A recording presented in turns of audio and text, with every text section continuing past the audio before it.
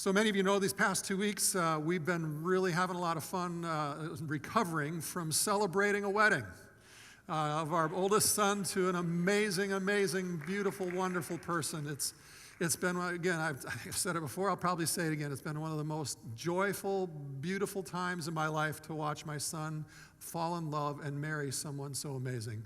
I do have to say, though, I didn't think I would have as hard of a time as I did doing the ceremony. I was kind of a hot, good mess emotionally during that time. Most of you know me, and you probably know that I don't really strike you probably as a touchy-feely kind of guy. Anybody think I'm that? You really don't know me if we probably strike you that way, right? There were actually a number of bets out there that of how long it would take me to fall apart and cry. I was convinced it would be 5 minutes. Greg in our sound booth here, he said it would be 30 seconds, and I don't even think I made it to 30 seconds before I started blubbering all over the place. We continued to have a good time. Even after Derek and Carol left for a honeymoon, it was great to be able to have some of our family in town that we hadn't been able to spend time together in mass for a while. And in the midst of that beauty, there was also just a little bit of bittersweet mixed in. This is actually the first big family event, a wedding on Wendy's side of the family since the loss of her dad. And her dad would have loved being a part of the wedding. He was the kind of guy who loved being with family, and having a party was just kind of his thing. And Wendy's mom was here, and we were talking about that, and after the wedding was over, and how our lives continue without him. But it's a little bit hard at times. It's a difficult season, I think, especially for her right now. And it's not the ending to her story of life that she had hoped for. We were talking about that, and Wendy's brother brought up this profound quote from the writer and actor Orson Welles. It says, "If you want a happy ending, that depends, of course, on where you stop your story." And it made us all pause and think in the midst of that. Where are we in our story? Although we may not always be aware of it, we are natural storytellers, every single one of us. It's how we organize our internal worlds. It's how we interpret life and predict how things are going to go based upon the story we think and we believe that we are living. This quote is so powerful because every story is made up of different parts, different acts, different movements. Wendy's mom's story didn't stop with the loss of her spouse, even though moving forward can be hard in the face of that at times. Where any story starts and where it stops is up to the writer. I mean, think about your favorite story. What if the movie Titanic stopped before the iceberg smash? It would have been a happily ever after movie at best, probably never even made, because it would have probably been a non-event in history, in a sense. What if the Marvel movies stopped the series at the dust scene and didn't do the final movie? That would have been tragic, right? Life has its ups and downs. So what part of your story, what act of your story are you in? What part of the story is our world in right now? It can be a tragedy or it can be a happy ending, depend upon where we stop the story. So as we continue our One Big Story series, one of our major goals for the series was to see how we are part of God's big story and how God is actually inviting every single human alive to be a part of his story that he's writing. Our story where he is the writer and he's the one who's directing the ending, and understanding that one truth alone can actually change everything for us. Today we are moving from the Old Testament to the New Testament. Our desire is to help each one of us see more clearly the picture of God's big story so that we can more confidently, no matter what act we are in our own story currently, that we can learn to trust God, the master writer of our story, who is incredibly capable of handling both the minute details of the individuals as well as the big overarching story of history, so as to make the entire story move towards an ending that ends really well. So as we move from Old Testament to New Testament, it's also important, I think, that we address a dangerous, inaccurate view of the Bible that far too many American Christians actually hold. It's the idea that when Jesus came to earth and completed his work on earth, the Old Testament became, well, irrelevant. Interesting, but not really needed. The idea is often stated this way, that the New Testament did away with the Old Testament. I hope that you've seen, as we've been going through the Old Testament, what a terribly bogus, bad idea that really is. The New Testament didn't do away with the Old Testament, it fulfilled it. The story didn't end. The New Testament actually doesn't make as much sense, doesn't show the amount of power and beauty if you don't understand the Old Testament. I want to take a few moments that we have together today to highlight again how awesome, how amazing, how impossible it would be for the Bible to be so beautifully put together, so coherent, if it were just a book written by humans. No, it has to be a book that is truly inspired by God as a faithful revelation of God. It is truly Holy Scripture. One thing that's actually fascinating in the Old Testament is how it ends. I don't know if you know this, but the Jewish Bible and the Christian Bible don't have the exact same order of books and how they end the book. They end it a little bit differently. In the Jewish Bible, it ends with the book of Chronicles. In the Christian Old Testament, it ends with the book of Malachi. Either ending is extremely beautiful and purposeful. Chronicles ends the Jewish Bible with this highly structured review of history, of the kings, of the exile of Israel, and then ends with the return of Israel from the exile. And over again in that Chronicles text, we see it say things, it's very structured. It says, this king came to power, and they did what was right, or if they didn't, they did what was evil and wrong in the eyes of the Lord. And then it adds some details, and then it basically says that king died, and he either having faithfully followed God or having led the people into greater and greater wickedness. The overarching point of Chronicles is to paint this picture of both the good kings as a foreshadowing or a glimpse of the glory and goodness of the coming Messiah, which has been prophesied and promised by all the prophets, or to show through the bad kings the desperate need that we as humanity have for that coming Messiah king to come and save humanity. It's fascinating. The Hebrew words that end Chronicles read in English as a full sentence, but in Hebrew it's not. In Hebrew, it ends intentionally with an incomplete sentence. And throughout the ages, the general understanding of that incomplete sentence in the Old Testament that it left off with is that it left off with this yet-to-be completed vision, this yet-to-be realized hope, this need for more of God, this hope of a coming Messiah. And also, ending the Jewish Bible with Chronicles sends this loud and clear message that God is orchestrating history, even in the face of humanity's rebellion. It is intended to leave us not just seeing life and God through what's happening today, but rather to help us live with a clear perspective of seeing life through the long view of God and history, and thereby give us confidence that God is faithfully at work, leading all of creation to the revealing of the saving work of the Messiah. I think Galatians 4 actually captures the intent of the Jewish Bible leaving off at this place best when it says, but when the fullness of time had come, in other words, in the perfect moment in history, in his story, God sent forth his Son. Now, in the Christian Bible, the final book is Malachi. And what Malachi clearly shows us is that the exile did not change the hearts of the people. They still don't truly trust God. They want God to be their protector. They want God to be their sugar daddy and give them all sorts of nice things, but not their Lord, not the one they worship with their whole heart. Much of the book is a bit gloomy.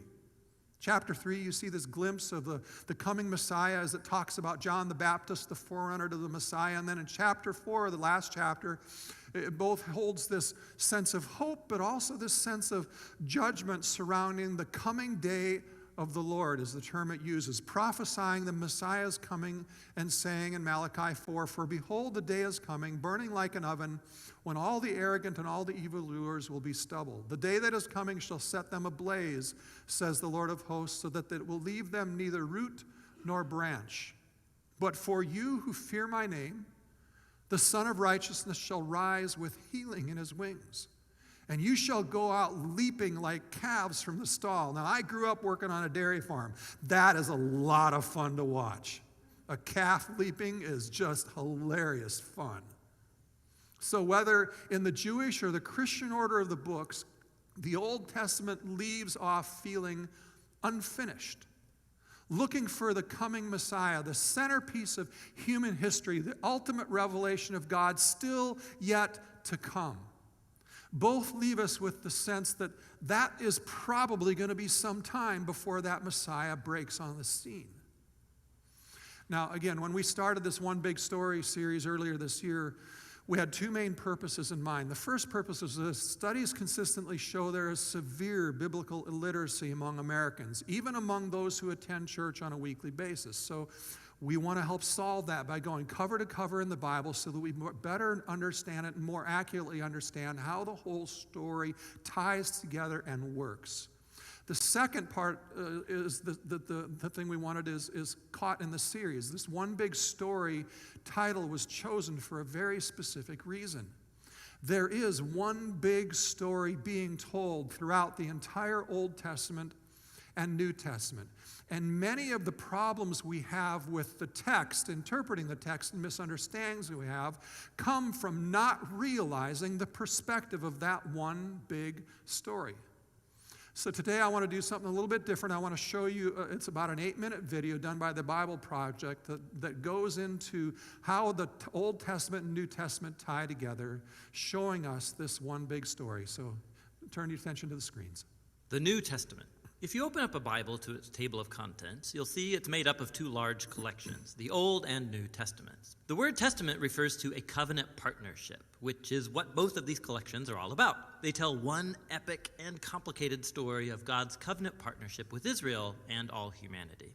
The Old Testament is called Tanakh in Jewish tradition. It's a unified scroll collection of 39 Israelite texts that were over 1,000 years in the making. In contrast, the 27 books of the New Testament all came into existence within 30 to 40 years of each other. They were all written by first-generation followers of Jesus. From an early period, Christian communities began collecting these texts and reading them alongside the Old Testament as one unified story that leads to Jesus. The New Testament begins with 4 narrative books that together are called the Gospel. They tell the story of Jesus of Nazareth's life, death, and resurrection as an announcement of good news. They're followed by a 5th narrative work called Acts of the Apostles. Here, the risen Jesus commissions the apostles, a word that means the sent ones. They're appointed as Jesus' representatives to spread the good news about him throughout the ancient world.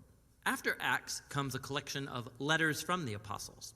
These were written to provide teaching and guidance for local communities of Jesus' followers called churches. There are 13 letters connected to the Apostle Paul, and they're not arranged in the order of when they were written, but rather from the longest to the shortest. Then there's the letter to the Hebrews, written by a close but unnamed associate of the apostles. After this are the letters of James, Jude, Peter, and John. 2 were brothers of Jesus, and 2 were among his first followers. The last New Testament book is the Revelation, a letter to 7 churches that reveals a prophetic word of challenge and comfort to all of Jesus' followers. So those are the books of the New Testament, but what are they about? And how do they connect with the Old Testament to make up one unified story? Think of it this way. The Bible is one long epic narrative with multiple movements or acts. The Old Testament recounts the first series of acts that give you everything you need to make sense of the story to follow. The core themes and the plot conflict are arranged in design patterns. And then in the New Testament, these are all picked up and carried forward to the story's culmination in Jesus. Let me show you what I mean. The first act is about God and all humanity. God provides a sweet garden temple for humans who are made to be God's partners in ruling the world. But the humans are foolish, and they give in to a dark temptation and rebel against God's wisdom. So they're exiled into a wilderness where they start killing each other. They build cities that spread their selfishness and oppression, leading up to the big bad city of Babylon. But God loves the world and its foolish humans, so he sets in motion a rescue plan by promising the arrival of a new human who will destroy the evil that has lured us into self-destruction. The next act of the biblical story is about God and Israel, and it develops the themes and patterns of the first act. God calls a new humanity out of Babylon into a sweet garden land. Abraham, Sarah, and his descendants, the Israelites. God promises that through them, divine blessing will be restored to all of the nations. Surely these are the new humans that we're waiting for, but the Israelites repeat humanity's rebellion against God, building their own violent cities that lead to self-destruction and another exile in Babylon. But God sustains his promise that the new human will come from Abraham's lineage. It will be a priest king who will now have to rescue both Israel and humanity from Babylon to restore God's blessing to the world. Now, notice how these two acts are designed according to the same pattern. The second act is a longer and more violent version of the first, and together they explore the tragic human condition, but they also highlight God's promise, which is developed more in the next act, the Old Testament prophets and poets. The prophets accused Israel and all nations of their evil, and they announced that one day God himself would arrive to bring the day of the Lord and deliver his world from Babylon. He would do it through a promised royal priest who's going to suffer like a slave and die for the sins of Israel and all humanity, but then he'll be exalted as king over the nations. He will call others to leave Babylon and join the new covenant people who will partner with God to rule over a new Jerusalem, that is, over a new creation. And so the Old Testament concludes by anticipating a new act in the story. And when you turn to the New Testament, it's the same story, now being carried forward in Jesus. Let's see how. The four gospel accounts introduce Jesus of Nazareth, both as the promised son of Abraham who will restore God's blessing to the nations, and also as that new human who will defeat evil and restore humanity to partnership with God. So Jesus is portrayed as a human and more. He went about announcing the arrival of God's promised kingdom, and he spoke and acted as if he was Israel's divine king. But instead of calling himself king, Jesus referred to himself as the Son of Man, that is, the human one who would act like a servant. The Gospels are making the claim that in Jesus, Israel's God has become the faithful Israelite and the true human that we are all made to be but have failed to be. Jesus' mission was to confront that dark evil that lurks underneath humanity's evil, luring us into selfishness, violence, and death. But how do you defeat that kind of evil? The surprising answer in the Gospels is that Jesus overcame our evil by allowing it to kill him on his paradoxical throne, the cross, where Jesus died for humanity's evil and sin. And it's where he lived out what he taught, that nonviolence, forgiveness, and self-giving love are the most powerful things in the universe. And because God's love for his world is stronger than evil or death, Jesus was raised to new life as the prototype of a new humanity, and this brings us to the story of Acts. Through the Spirit, God empowers Jesus' followers to spread the life and love of Jesus out into the world as they invite people to leave their old humanity and join Jesus' multi-ethnic family, the new humanity. This is where the letters from the apostles fit into the story. Here, the apostles address early Christian communities, and they show how the good news about the risen King Jesus changed history and should reshape every part of our lives. They also explained the good news by constantly appealing to stories from the Old Testament and the stories of Jesus, showing us how to see our own life stories as part of the epic biblical story. So all humanity is trapped in a Babylonian exile, but Jesus came to create a new home. We're all living in different kinds of Egyptian slavery to selfishness and sin, but Jesus died as the Passover lamb to liberate us into the promised land. Our old humanity is bound for the dust of death, but Jesus' resurrection opened up a new future for a new humanity. We live here in the current evil age, but through Jesus and the Spirit, a new creation has burst open here and now. And this leads us to the book of Revelation, where the whole biblical story comes together in powerful symbolism and imagery. Jesus is portrayed as a slaughtered, bloody lamb who is exalted as the divine king of the world. He's leading his people out of slavery and exile in Babylon. And as they resist Babylon's influence, they may have to suffer alongside their slain leader. But when you follow the risen king, not even death can prevent the dawn of the new creation, which is here depicted as a new Jerusalem garden temple, the true home of humanity after its long exile. And so on the Bible's last page, heaven and earth are reunited, and the new humans take up their appointed task from the Bible's first page, to rule the world together in the love and power of God. The New Testament is a remarkable collection of documents. They represent the testimony of the apostles, the first century to the 21st. Each book shows how God, through Jesus and the Spirit, is leading our world to its ultimate goal in a renewed creation. And so the story's end is really the beginning of a new story that is yet to be told. And that's what the New Testament is all about. Wow. I don't know about you, but that blows me away. Allow me to highlight just a few big takeaways from that. For those of you who like to say you are scientific and logical, the powerful coherence of the Bible is impossible but for God inspiring it. Hundreds of authors writing in 3 different languages across 1,500 years, living in very different cultural contexts, contributed to the text of the Bible. When you understand it, there are more common folk, and yet it is so amazingly coherent throughout in developing a clear theme of who God is, the problem of sin, and the brokenness of our world that we all face as humans.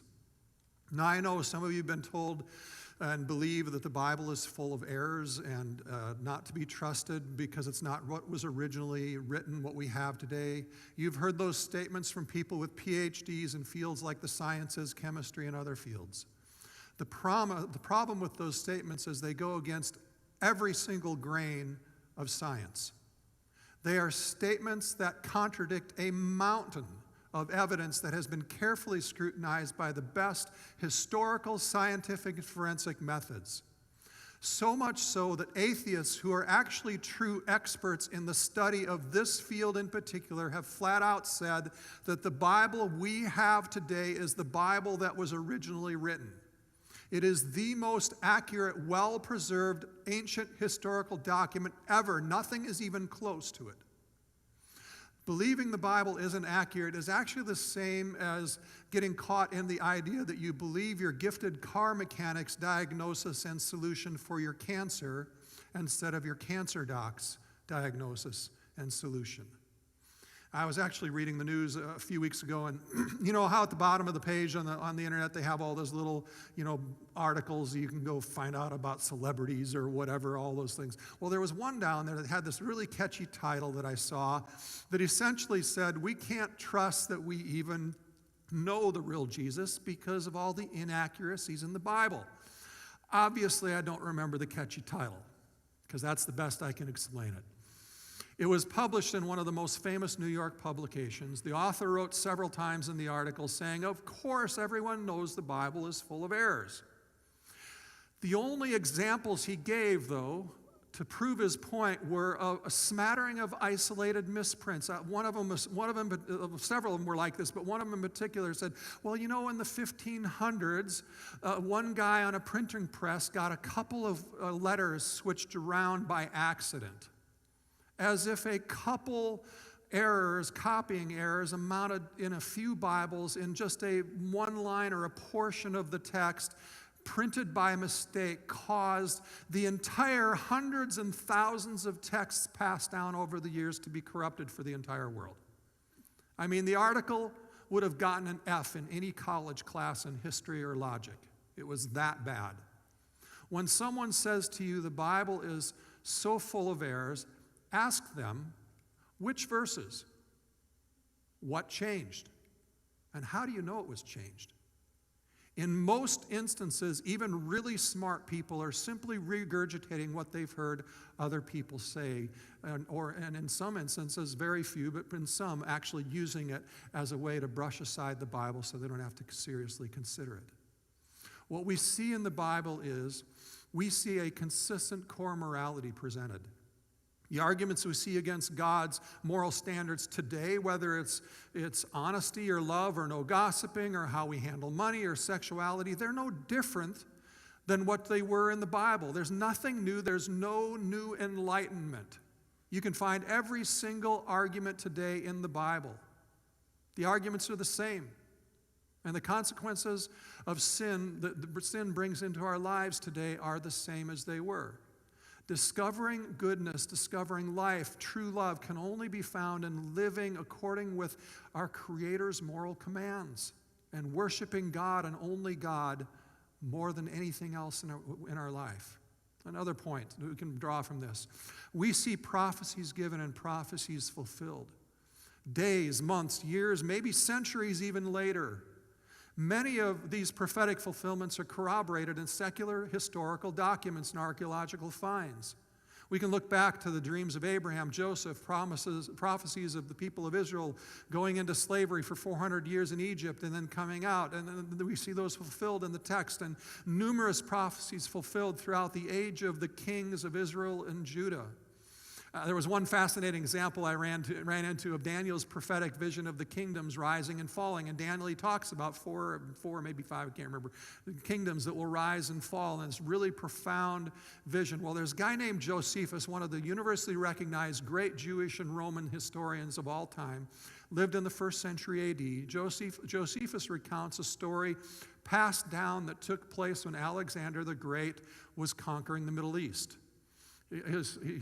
A delegation of Jewish leaders, he says, went to meet Alexander before he came to Jerusalem, hoping to make peace so Jerusalem wouldn't be destroyed. They were led by a very, very old man at the time, Jaddua, who, by the way, is mentioned in Nehemiah. At the time of Nehemiah, he would have been a very, very young man. Jaddua brought with him the book of Daniel to meet with Alexander the Great. Upon meeting Alexander, Jaddua pointed out to him how he, Alexander, was the fulfillment of a part of the prophecy of these kingdoms in the book of Daniel. And according to what was passed down, Josephus notes that the prophecy of Daniel greatly affected Alexander's sense of destiny and his decisions as he went on to conquer most of the known world during that time. Here's another point. The one big story is centered in Jesus, the ultimate end of history. The entire Bible, Old and New, each book points us to, or in the case of the New Testament, shows us how God, through Jesus and the Spirit, is leading our world to the ultimate goal of a renewed creation. In the Old Testament, we see God's long-suffering patience over generations and generations of Him doing great kindnesses and being responded to with such unbelief and rebellion for centuries. And yet that same God continually points to a promise that He will make salvation possible. That God would come as a human Messiah to pay our penalty for our sin, to change our hearts, and to offer the option of salvation to us in a very real and powerful way. God, the one who loves perfectly, who pursues relentlessly to call us back to Him and free us from the pain of our sin. God, the one who is orchestrating all of human history, even when people rebel against Him. He is able to work in such a way that His story shines through and His promises are fulfilled.